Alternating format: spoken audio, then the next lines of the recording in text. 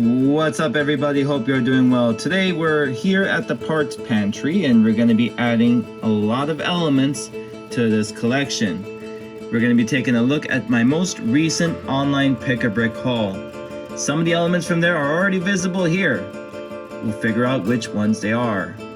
So most of the parts that I ordered in this video will support this mock right here. This is my work in progress 1000 museum in downtown Miami. Ever since I made the last round of shorts and long form content, I don't think there was any long form content actually, there's been tremendous progress on the ground floors of the building. So levels 1 through roughly 6 or 7.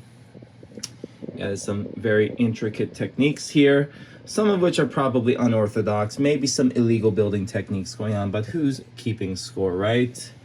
And the next pieces are waiting here. Lots of prefabricated modular sections go into this, making this a more streamlined and convenient build, but it is going to be very cumbersome, parts intensive, and take a very long time to finish, but at least we have the whole summer. Anyhow, onto our May 2025 Lego Pick-a-Brick haul. So slowly rolling the contents out of the box. We have our GWP. How adorable, right? Most adorable GWP ever. And we have ourselves a bunch of loose online pick-a-brick. On paper, this is going to be over 2,000 pieces of online pick-a-brick, mostly smaller elements that I wanted to spend less than 10 cents a piece for. And these will be natural additions to my Lego collection. A lot of these pieces are probably going to find themselves near the 1000 museum. You can see a lot of small white plate that's going to be essential to some of the details. I'm trying out a few new arches in white, and we're going to just go through all the contents. There'll be many uses. As usual, I order these in giant volumes for giant purposes. The online pick-a-brick service is extremely convenient when you consider the fact that these parts would be either at the same price or more expensive to find on Bricklink with much fewer benefits offered. Even if the elements wind up being a couple cents cheaper on Bricklink, there are some shipping considerations. And once you hit $35 on online pick-a-brick, you get free shipping. You still have to pay shipping on the parts off of Bricklink no matter how high the cost gets, unless the store offers free shipping. And then there's of course the GWPs that you can get on Lego and the opportunity to earn and redeem insider points on these purchases. Let's go through a deep dive of this online pick-a-brick order. So where do we start, right? This is just such a hodgepodge of pieces, a dog's breakfast if you will. Well, we'll start right here from the nearest side and work towards the back. So we have some warm tan wedges, really just a part to have, probably good for landscaping. Some yellow minifig legs for whatever reason, leave it to your imagination. Some white 18-degree slopes, brand new element from 2024. I wanted to get some in white, especially to support the 1000 museum and maybe a modular project. That is the same for these new arches. These are also relatively new, not sure if 24, 23, maybe a couple years back, but they are nice. They cover a full 2-stud radius here. So that is allowing for some nice geometry. Cheese wedges in warm tan, relatively new recolor. 2x2 plates in warm tan, that's a new recolor. Corner tiles in warm tan, some bright green 1x1 bricks, really for good measure. Same for the headlight bricks. And some light nougat tile, newly available on online pick-a-brick. So all of these will either support a modern modular building, allow for some beach effect and maybe some interior furniture, or act as maybe some sidewalk for the Miami area, as there are some light nougat colored tile works.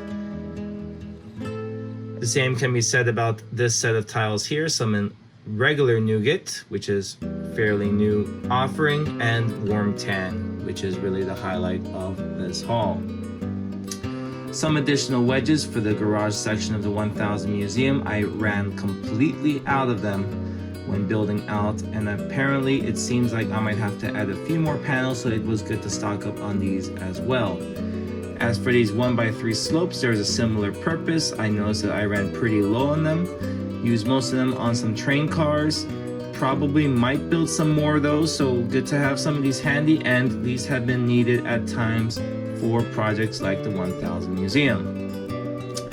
The dark brown 1x3 plates here are also kind of a for good measure purchase. But this is a neat find here. Warm gold 1x6 plate. You will not find it any cheaper than on online Pick-a-Brick, even though it is not that cheap. I believe it was somewhere between 15 and 18 cents a pop, but it is well worth it if you get a pretty respectable quantity. So for my next modular project, I plan to use a lot of warm gold accent, so this has that in mind. Some inverted slopes, light nougat I believe was the cheapest color. These are a nifty piece. I would definitely like to try it out. They look like searchlight heads for the train builders out here. They come in titanium metallic. I thought they were black actually when I found it online, but the computer screen doesn't show the colors too well. But these have a variety of uses, largely industrial related, even though these are technically teacup plates. And some fiery color with reddish orange cheese. Both flavors are here. So this batch contains even more goodies, lots of which are in that warm tan color, and also contains a very important part that I was going after, which is the 1x2 plate in white. So last year I did order some warm tan 1x4 tile, but they were not bestseller back then. So the catch was I had to wait nearly 2 months to receive the warm tan tile. I believe it came before Christmas. Very nice color. These are really quintessential if you want to model anything with like a wooden finish, laminate flooring, etc. And to support it, you have our 1x4 plates. So you can even create like a little wall or a little barrier, cascading back and forth with these pieces. I also got some dark red ingots. I have a nice train related plan for these if it goes well. And I do believe you can do what I plan to do in masonry brick. Unfortunately, I was shorted a few, so I've contacted customer service and I hope that they ramify that shortly. Saw these white double convex wedge pieces. I'm not sure if that's the name. Thought they were cool. These are a nice facade detail. Might even go somewhere on the high rise. And we have our 1x2 plates, but we also have them in warm gold, titanium metallic, and black. And yes, you can get a 1x2 plate in black for really, really cheap. But to tack these onto this order was also convenient. I really needed them as I'm running pretty low on the loose stock. Moving on this side, we have a lot of the inverted 1x2 slopes in dark gray. The curved bow pieces rather. These are very useful for supporting structures. I have used a lot of these in the 1000 Museum mock. Some black microphone looking pieces. These are not microphones, but these are just modified bars with balls. I do believe these are mixel sized balls. So you get to do ball and socket connections with those in a different apparatus than like Technic or studded connection. Some jumpers that I really needed, the 3 stud long jumpers, and this really interesting leaf piece in trans black. This is the new dark transparent color. You're really not going to be doing foliage with this. This is more like, I guess you can do like a ceramic glass work, or you can even be creative and make tableware with these. Really cool part, invites a lot of NPU. What I really like about these hues in nougat, warm tan, etc. is they are such a South Florida vibe. You get a lot of these colors in the local buildings, especially in the more high-end districts like Coral Gables, Coconut Grove, South Beach, Brickell, Bell Harbor, etc.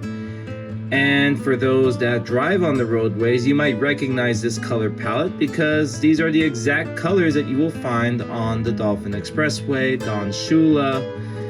Yep, the Greater Miami Expressway Authority, formerly known as the Miami-Dade Expressway Authority, has used these colors. And I was always wondering what kind of Lego color could match that weird shade of orange, and turns out nougat does the job. Warm tan will probably appear on a couple barriers, but definitely light nougat is that very lightest shade, and sometimes the sound walls have this very strong dark red hue.